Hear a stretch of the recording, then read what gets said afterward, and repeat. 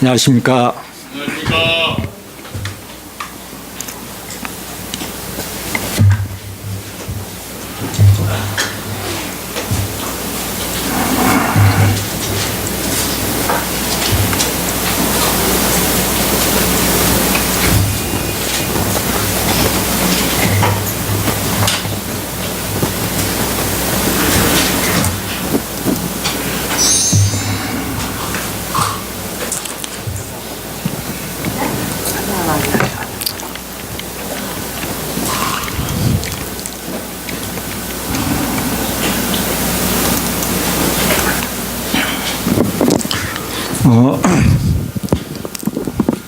지난 17일 날 한 통의 메시지가 왔습니다. 2월 4일 날 방영님 말씀을 준비해 주시면 고맙겠습니다 해서 왔어요. 그래서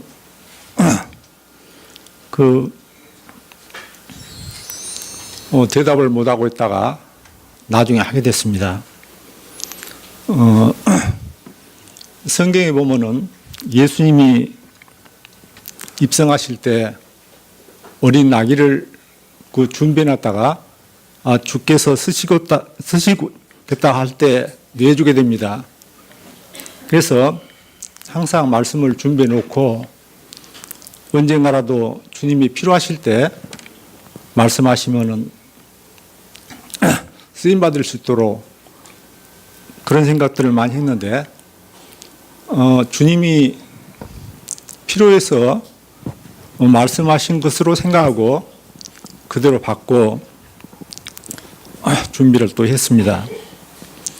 이 예배는 모임에 들어와서 하나님의 말씀은 하나님이 자녀들에게 모아놓고 주시는 말씀이고 구원받은 성도가 하나님 앞에 드릴 수 있는 최상의 방법이 예배라고 생각합니다.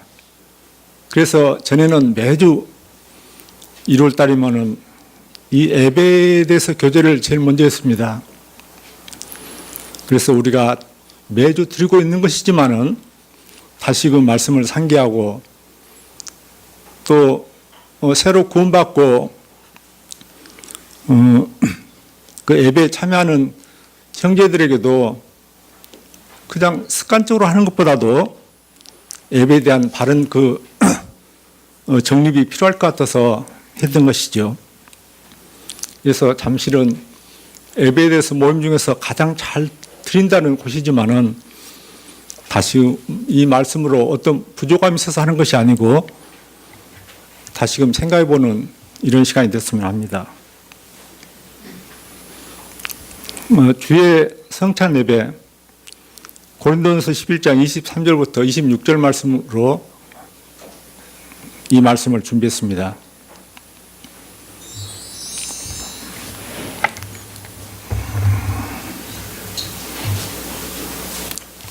내가 너에게 전하는 것은 고린도서 11장 23절부터 26절 펴시고요. 내가 너에게 전하는 것은 주께 받은 것이니 곧 주 예수께서 잡히던 밤에 떡을 가지사 축사하시고 떼어 이르시되 이것은 너희를 위하는 내 몸이니 이것을 행하여 나를 기념하라 하시고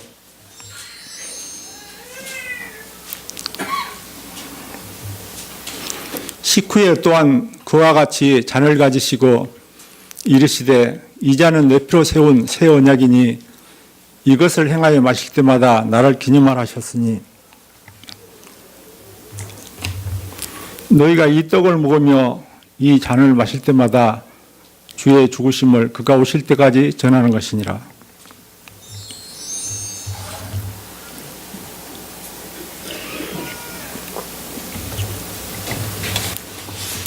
기존의 교회에서는 이 예배에 대해서 주보에다가 기도 또 찬양 또 헌금 말씀에서 예배를 드리게 됩니다. 그러나 우리는 이 성만찬을 가지고 모임에서 예배를 드리게 됩니다. 그래서 이 주의 만찬 이것을 이 주의 성찬 예배로 그 성찬이 예배라는 부분은 없습니다. 말씀에. 그렇지만은 우리가 매주 드리는 것이기 때문에 주의 성찬 예배로 제목을 잡고 교자해야 됩니다. 첫 번째 이 만찬상 우리가 오늘 아침에도 동일하게 이와 같은 그 집례 때 고백을 하게 되지만은 떡은 주님의 몸을 상징합니다.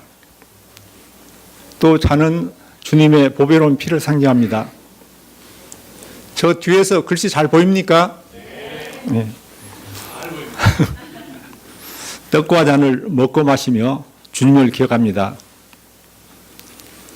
또 잔을 뗄 때 그 새 언약이라는 말씀이 나옵니다. 새 언약은 히브리서 10장 16절부터 18절 말씀으로서 내 법을 그들을 마음에 두고 그들의 생각에 기록하리라 하신 후에 그들의 죄와 그들의 불법을 내가 다시 기억하지 아니하리라 하셨으니 이것을 사하셨은즉 다시 죄를 위하여 제사 드릴 것이 없느니라. 구약에서는 그 돌비로 언약을 새겼지만은 주님이 갈보리 십자가에서 우리 죄를 속하시고 그러한 사실들을 우리 마음 신비에 기록하셨습니다. 그래서 그들의 죄와 그들의 불법을 다시 기억치 아니하신다 하셨고 다시 죄를 위해서 제사 될 것이 없다고 말씀하셨습니다. 이것이 새 언약입니다. 예배에 대해서 생각해 보겠습니다. 성경에는 예배라는 단어가 많이 나옵니다. 또 경배라고도 합니다. 예배란 한문을 풀게 되면 예를 거쳐서 절하는 것입니다. 예도 예자다 절배자. 성경에는 전체에서 이 예배라고 쓰여진 글씨가 15번 나옵니다. 그 중에서 요한복음 4장에 10번 나옵니다. 그 사마리아 여인이 예수님을 찾아가서 그 예배에 대해서 묻게 되고 거기서 상당히 많은 부분들을 말씀해 주셨지요. 경배란 공경하는 마음으로 공손히 절하는 것입니다. 공경할 경자였다, 절배자습니다. 성경에서 107번 나옵니다.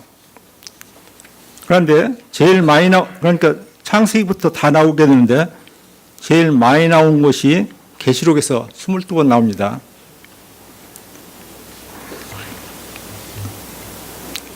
지극히 높으신 하나님 앞에 엎드려 절하는 것입니다. 예수 그리스도 이름으로 하나님께 경배드리는 것입니다. 우리가 엎드려서 경배드리는 것, 또 그 어떤 외적인 부분도 있지만은 마음으로 그 절하는 마음으로 주님께 드려지는 것이죠. 주의 성찬 예배,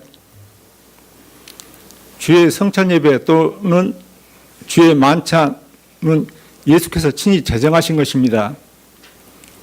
그래서 고린도서 11장 23절부터라든지 마태복음 26장 26절에서 28절, 마가복음 14장 22절에서 24절, 누가복음 22장 19절에서 20절.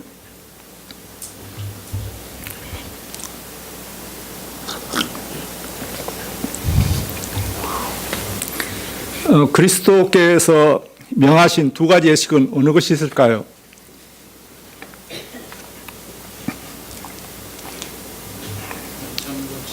예, 맞습니다. 주의 성찬과 침례입니다. 그 중에 하나가 이제 이 만찬이죠.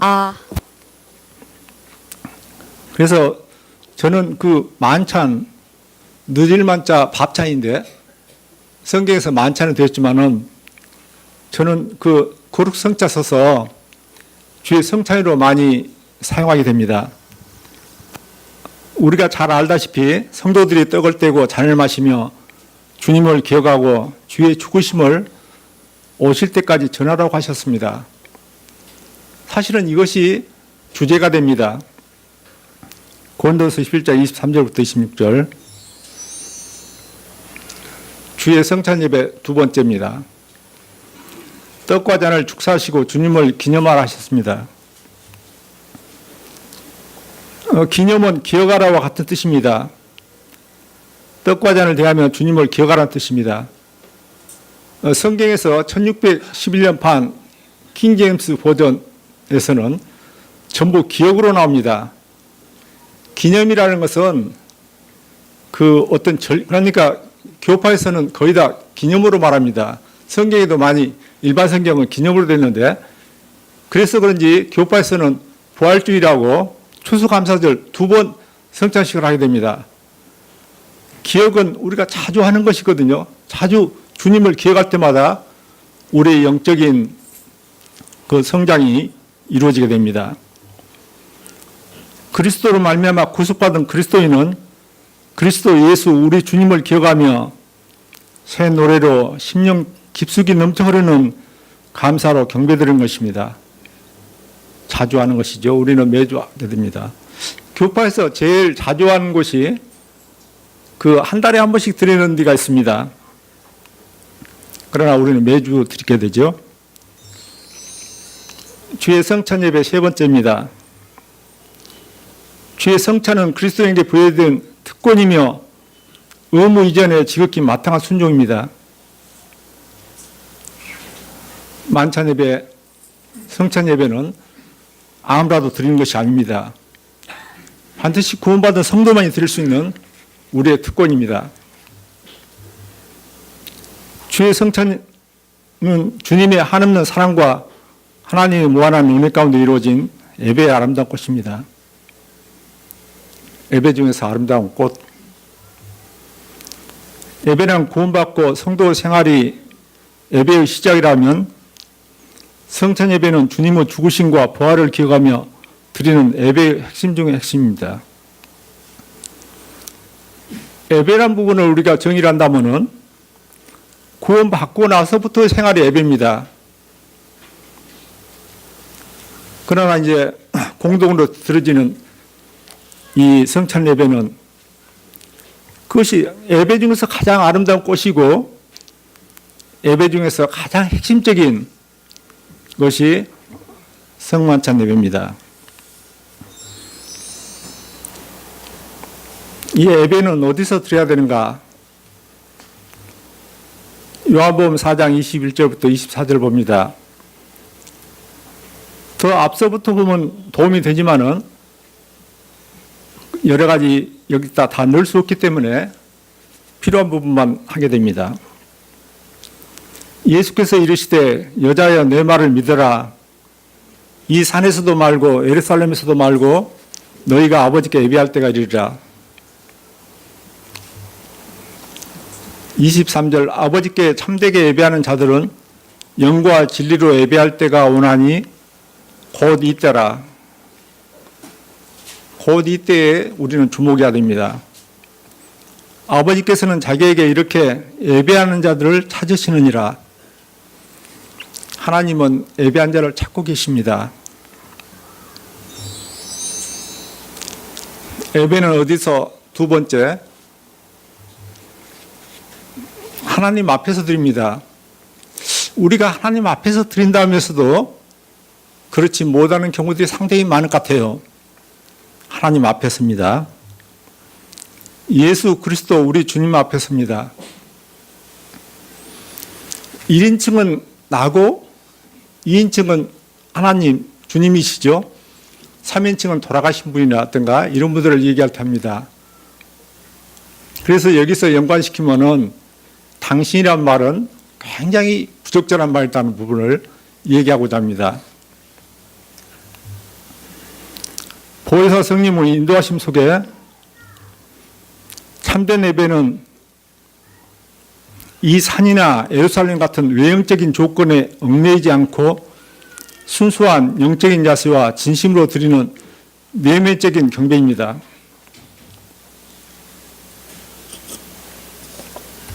그 사마리아 여인이 예수님께 왔을 때 우리는 이 산에서 드리는데 당신들은 예루살렘에서 드리는데 어디서 드린 것이 합당한가에 대해서 물었을 때 예수님은 이사이나 예루살렘 같은 그 외형적 것이 아니고 주님 앞에 드린 것을 말씀하고 있습니다.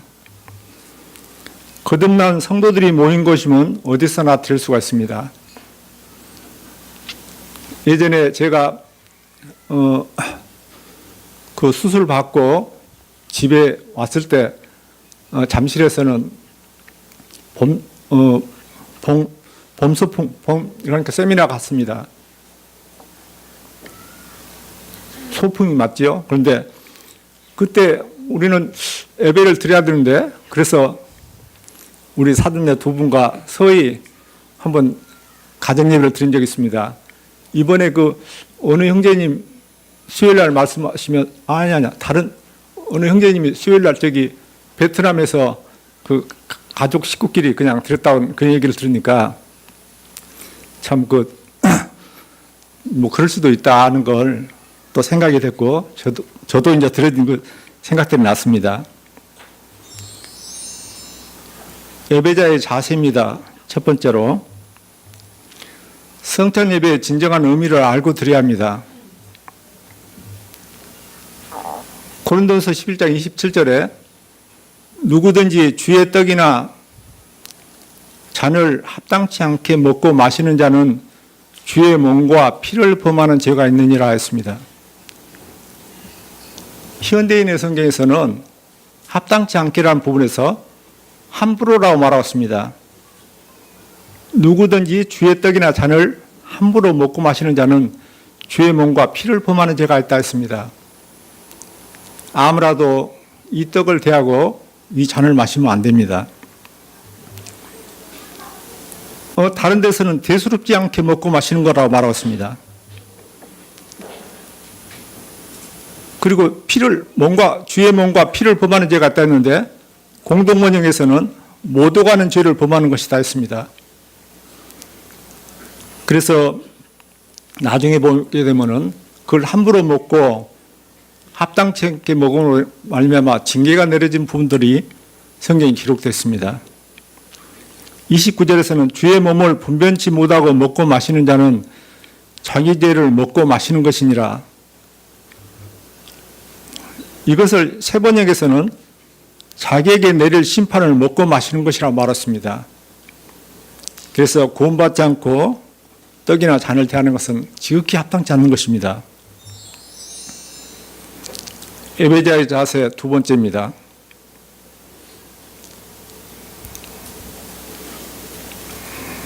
제가 시간 오버시킬까 싶어서 중간에 해서 중을 딱 써놨습니다. 그래서 시간 잘해야 될 것 같아서. 아무튼 시간이 오버될 것 같으면 하다가 그냥 중간에 멈추겠습니다. 죄로 말미암아 이미 죽은 인간들을 위해 독생자 유아들을 십자가에 내어주시고 우리를 구원하신 하나님 아버지께 감사 찬양합니다. 이건 세상에서 있을 수 없는 일이에요. 인간의 생각으로서 도저히 될 수 없는 일입니다.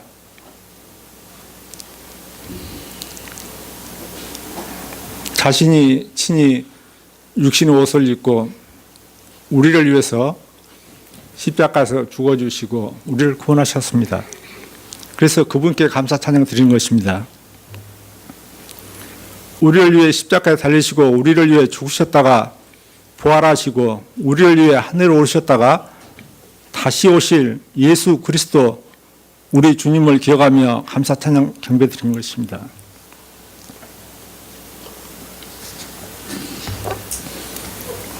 하나님 아버지께 예수 그리스도께 경배드리는 것입니다.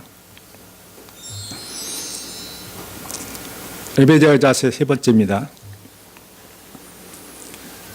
예배하기 위하여 모인 집회는 하나님께 예배하는 것만을 해야 하고 참석한 모든 예배자들이 이 목적에 맞게 해야 하는 것입니다. 당연한 얘기죠. 언어의 표현, 찬송과 선택, 시간을 지키는 것, 올바른 몸가짐, 예배의 목적에 맞게 해야 하는 것입니다. 오늘 또 잠깐 광고들이 나왔기 때문에 우리가 하나님 앞에서 경배를 드리는데 대통령 앞에서 만약에 어떤 말을 할 때 그거 잘해야 되는 것이죠.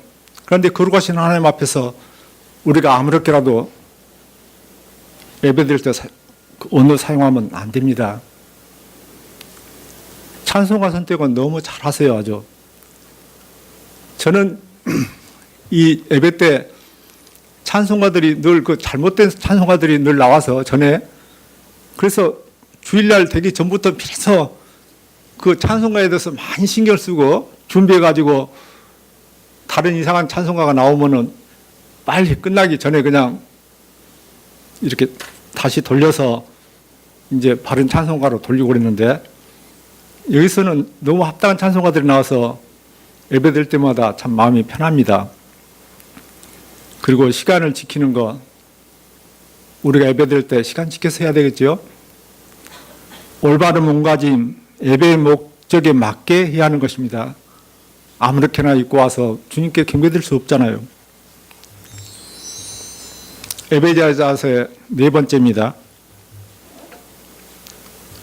주의 성찬 예배 시간은 전도하는 시간도 말씀 가르치는 시간도 강구하거나 중보하는 시간도 아닙니다. 이게 유념해야 됩니다. 어떤 데서는 그 예배 시간에 전도에 합당한 그런 찬양을 부르는 데가 있어요. 얼마나 마음이 불편한지 모르죠. 뭐 이산지를 내게 주소서 뭐 그런 찬양가도 있죠. 그런 거라더니 뭐 이상한 또 어떤 그 말씀을 가르칠 때 사용하는 언어라든지 또 간구하는 것, 구하는 것. 기도란 말은 빌기자다 빌도자입니다.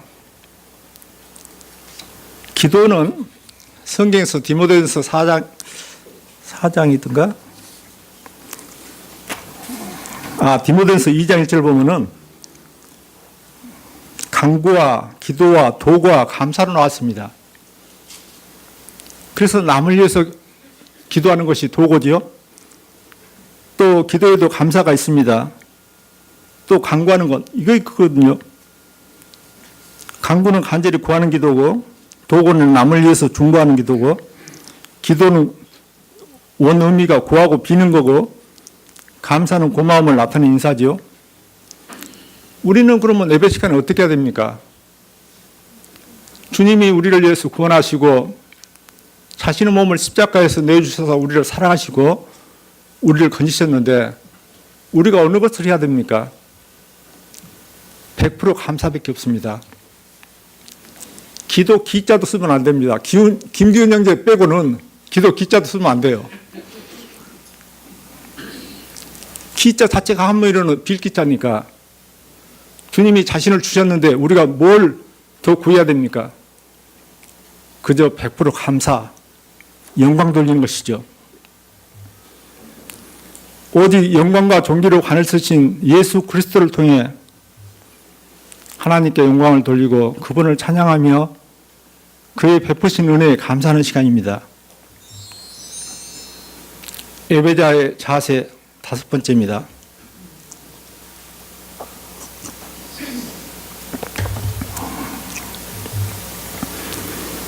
주님 앞에 감사하고 찬양하며 경배드리는 시간이 다른 것이 혼합되지 않도록 하며 말씀 선택, 찬양 선택, 언어 표현에 유념해야 합니다. 주님은 알면 알수록 감사가 넘치게 됩니다. 모두가 다 죄인이었는데 자신이 더 많이 죄탕감 받았다고 생각할 때 주님 앞에 더 진한 감사를 드릴 수가 있습니다. 예배자의 자세 여섯 번째로 누가복음 7장 41절부터 43절까지 보게 되면 찾으려면 힘드시기 때문에 전부 다 제가 그냥 해가지고 막 하게 됩니다.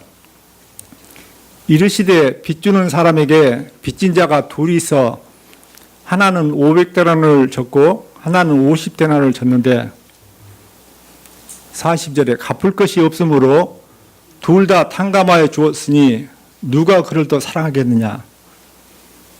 제자들 중에서 누가 먼저 대답을 할 것 같아요? 시몬 베드로가 항시 성질이 좀 급해가지고 실수도 많았지만은 항시 먼저 대답을 합니다. 사실은 그런 열정이 필요해요. 그런 게 필요하거든요. 틀리더라도 맞고 틀리고가 중요한 것이 아니고, 시몬이 대답하여 이르되 내 생각에는 많이 탕감받은 자니이다. 이르시되 내 판단이 옳다. 자신이 더 많이 탕감받았다고 생각할 때 감사가 넘치게 됩니다. 세상에서 진짜 그 보이는 죄를 많이 짓고 그 살다가 어느 날 구원받은 사람이요, 감사가 뜨겁습니다. 나 같은 죄를, 사도 바울도 고백이 그거예요. 나 같은 자를 참 주님이 구원해 주셨구나 해서 감사가 뜨겁습니다. 그러나 세상에 살 때 전혀 세상적으로 죄를 안 지은 사람은 별로 내가 뭐 죄도 안 지었는데 하면서 별로 감사가 좀 그렇죠.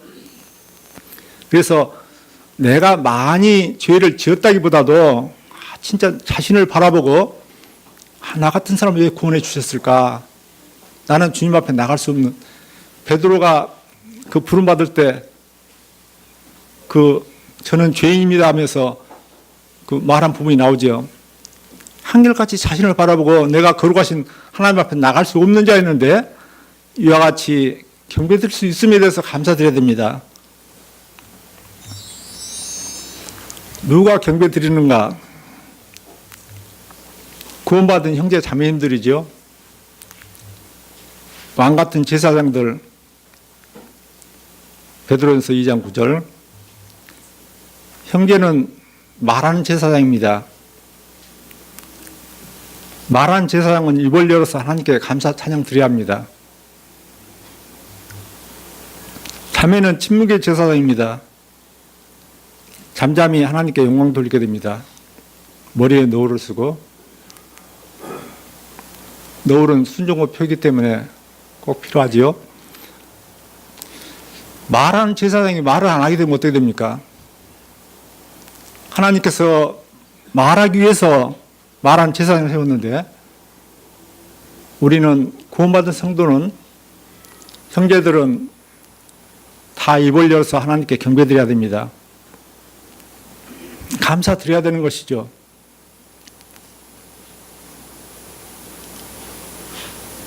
그분은 나를 위해서 자신의 몸을 주셨는데 우리는 그분에 대해서 입을 다물고 있으면 안 되죠. 그래서 전에 그런 얘기를 많이 했습니다. 만약에 자매들에게 말하는 제사장을 주었다면은 오히려 형제들보다 더 잘 감사를 드릴 것 같아요. 그러나 자매들은 잠잠히 있는 것이 하나님께 영광이기 때문에 잠잠히 참 말하고 싶은 생각이 많이 있어도 잠잠히 있는 것이죠. 구원받은 형제들은 학생에서부터 모두 다 감사를 드려야 됩니다. 네, 고백해야 돼요. 주님께 고백해야 됩니다. 내용이 좋고 나쁘고가 크게 문제 안 됩니다. 구하는 거라든지, 그러니까 주제에 합당하게만 짧게라도 해서 예배 시간이 풍성하게 하나님께 영광 돌리는 이런 시간이 됐으면 좋겠습니다. 우리가 그 예배를 잘 드리고 나면은 진짜 마음이 너무나도 이렇게 뭐랄까, 시원해지고 기쁨을 누르게 됩니다.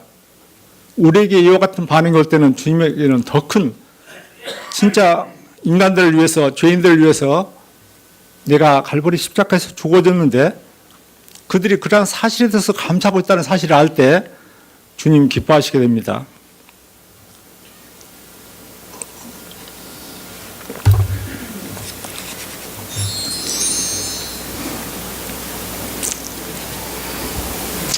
오늘 좀 일찍 끝날 것 같습니다.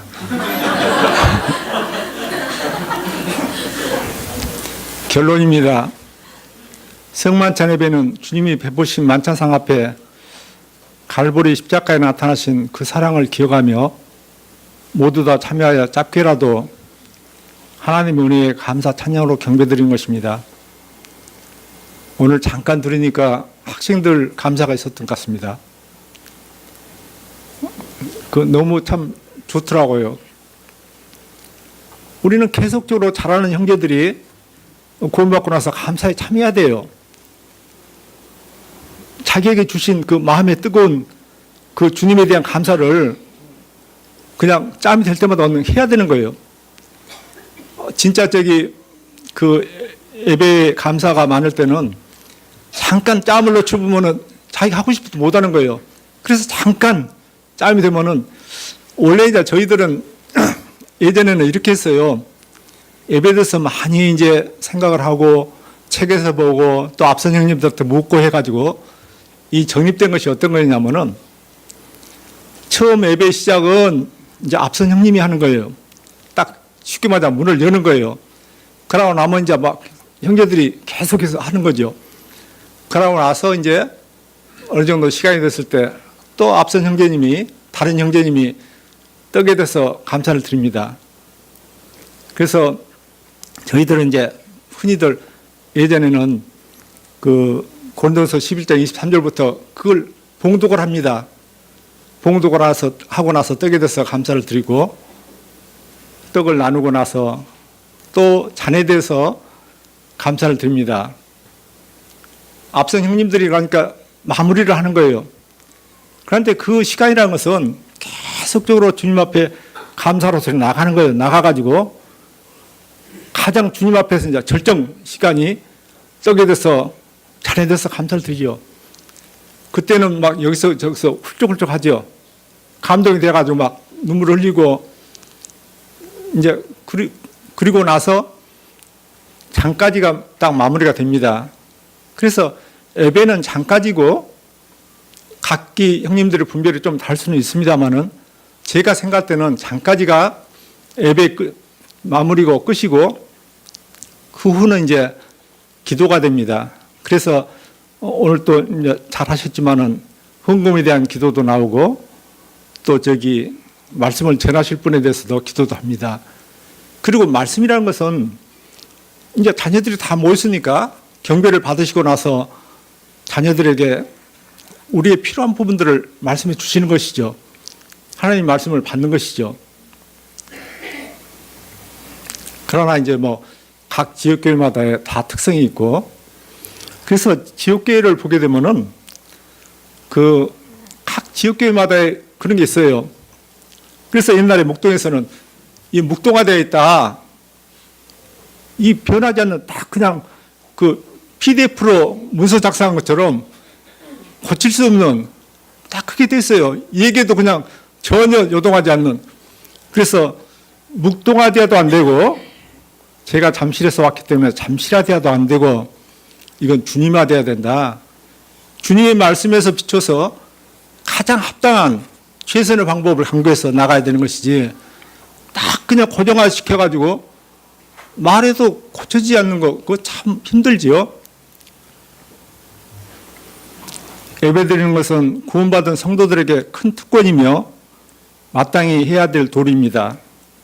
하나님 앞에서 주님 앞에서 단정한 의복, 진실된 마음으로 성별된 찬양과 감사로 경배드리는 것입니다.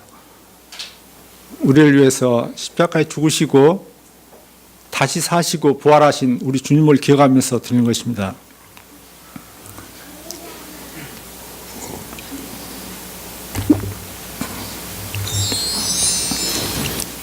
결론 두 번째입니다. 주님의 성찬은 그리스도 죽으심과 대속, 부활, 다시 오심을 기억하며 감사, 경배 드리는 것입니다. 말을 하다 보니까 늘 반복도 됩니다. 많은 성도들이 한떡에 참여함으로 하나님의 참 자녀들로 하나됨을 증거하며 성도들이 보배로운 피로 정결케 된 몸으로 하나님을 나타내게 됩니다. 주의 성찬 예배는 거룩하신 하나님 앞에 예수 그리스도 앞에 성령님 인도하심 속에 드려지는 경배의 시간임을 유념해야 합니다.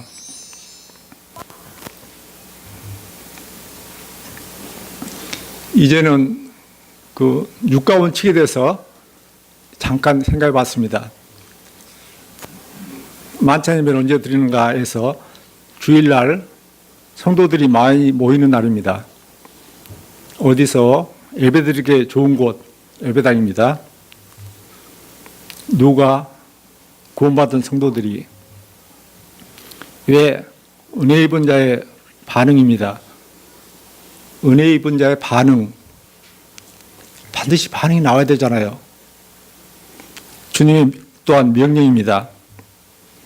어떻게 개개인이 각기 감사와 찬양으로 경배드리게 됩니다. 무엇을 떡과 잔을 진설하고 주님을 기억하며 감사와 찬양으로 경배드립니다. 아까도 말씀드렸듯이 예배는 장까지, 그 후로는 자녀들이 하나님 아버지 앞에서 말씀 듣는 시간입니다. 만약에 시간이 너무 많이 남으면은 하기 위해서 또 이렇게 준비를 했습니다. 예배 경배 유행입니다. 히브리서 11장 21절 보면은 믿음으로 야곱은 죽을 때에 요셉의 각 아들에게 축복하고 지팡이 머리에 의지하여 경배하였으며 이렇게 나왔어요. 임종기에 죽으시기 전에 이렇게 지팡이 의지해서 자기 해야 될 부분 다 하고 나서 의지해서 경배했다고 나왔습니다. 아주 감동적이었어요. 동방박사는 마태복음 2장 11절에 집에 들어가 아기와 그 어머니 마리아가 함께 있는 것을 보고 엎드려 아기께 경배하고 보비함을 열어 황금과 유향과 몰약을 예물로 드리니라. 예수님께 드리는 첫 예배입니다. 첫 예배, 마태복음 2장 11절, 이게 첫 예배입니다. 예배 유형 두 번째, 경배 유형 두 번째죠. 계시록 22장 8절부터 9절 보면 천사의 발 앞에 경배하려고 엎드렸더니 그가 내게 말하기를 나는 너희 형제와 선지자들과 또 이 두루마리의 말을 지키는 자들과 함께 된 종이니 그리하지 말고 하나님께 경배하라 하더라. 그 요한이 천사 앞에서 경배하려고 하니까 한 말씀입니다. 계시록 19장 10절 나는 너와 및 동일한 그 얘기입니다. 예수 증언을 받은 내 형제들과 같이 된 종이니 삼가 그리하지 말고 오직 하나님께 경배하라. 경배는 하나님께 주님께 드리는 것이죠. 놀라죠. 끝으로 맺으면서 지금 이제 이게 마이크 장치를 안 해놔서 그렇지 우리가 이게 조금 이제 그런 부분이 있는데 전부 이거 하나하나 바뀔 때마다 소리를 넣어놨어요. 그런데 이것은 이제 끝마무리 할 때 되게 박수로 끝이 납니다. 지금 이게 잘 안 돼 있어가지고 소리가 적지 전부 하나하나 소리가 있어요.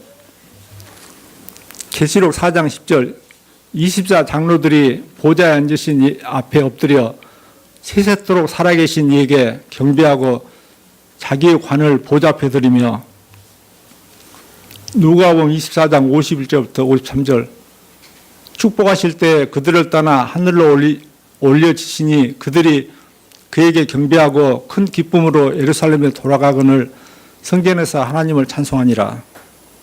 예수님 승천하실 때죠.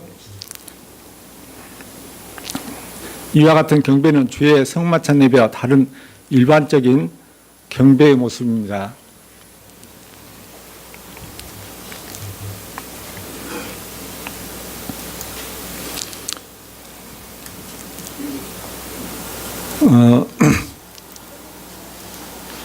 시간을 맞추기 위해서 많이 신경 썼는데 지금 55분이니까 딱 5분 전에 마칩니다. 오버 시킨 것보다는 나을 것 같습니다. 기도하고 마치겠습니다.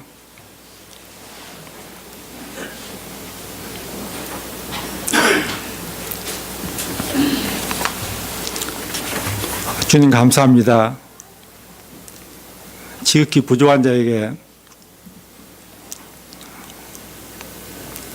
주님 예배에 대해서 교제할 수 있게 하심을 참으로 감사합니다. 온전히 주님의 뜻을 다 나타내지 못했지만 주께서 함께 하시고 받는 우리 모두에게 다시금 주님을 기억하고 또 주님의 그 온전한 뜻이 무엇인지 생각해보는 귀한 시간이 됐으면 합니다. 주께서 함께 하심을 감사하며 부조한 입술을 통해서 주님이 말씀하심에 대해서 감사합니다. 존귀와 영광 받으시기 합당하신 우리 주 예수 그리스도의 거룩하신 이름으로 감사하며 기도드립니다. 아멘.